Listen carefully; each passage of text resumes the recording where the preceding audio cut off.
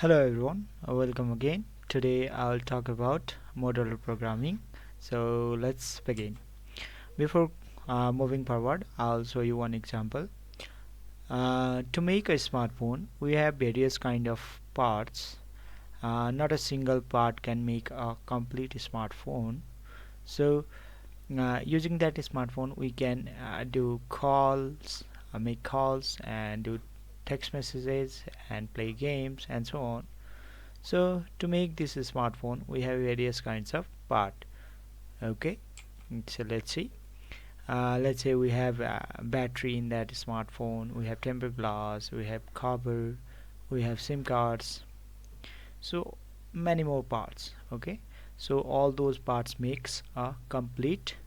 Okay, complete smartphone. So let's say our battery get damaged. Okay, it is obviously there is chance that battery will get damaged, or our tempered glass get damaged, which happens frequently in my case. Okay, I don't know about you guys. So in my case it happens frequently. Let's say our cover get damaged or SIM card get damaged. So any of these parts got damaged, we will not replace the smartphone. Okay, we will not replace the smartphone. We'll just swap the damaged part. Let's say if SIM card got damaged, we will swap the SIM card. If our cover get damaged, then we will swap the cover, not the smartphone. Okay, this is possible because the smartphone is modular. The smartphone is not made of single part. Okay, single, it is made of various parts, so it is possible for us to just swap these parts. If the smartphone was a complete single block or single thing, then if any scratch or anything happens to it, then we may need to change the complete smartphone. But in our case, the smartphone is made of various parts, so we can individually swap those damaged parts without changing the overall smartphone. Okay, so no switching of the smartphone just because our cover got damaged. So similarly, in the programming, we write various kinds of codes. So if we write all the codes in a single file, then we obviously have higher risk of having issue. Why? Let's talk about it. Let's take example. I have main module with 20 lines of code, sub module 1 with 10 lines, 2 with 15 lines, and 3 with 5 lines.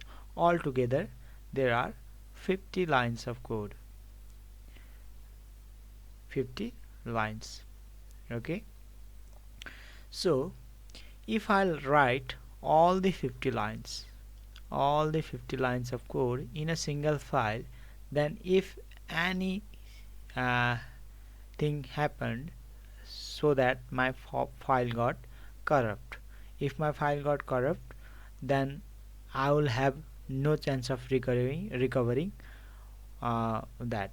So to be secure from that, and to make the programming easier, we divide the large chunk of code or large project into small sections. Let's say here I have divided 50 lines of code into 4 different parts, one with 20 lines, one with 10 lines, another with 15, and last one with 5 lines.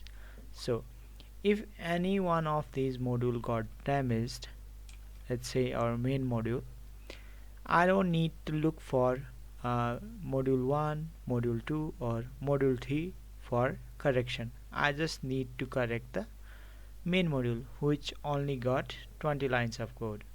So this will saved me a ton of time and effort, because I wrote this program in different files, and my one file got damaged, other are okay.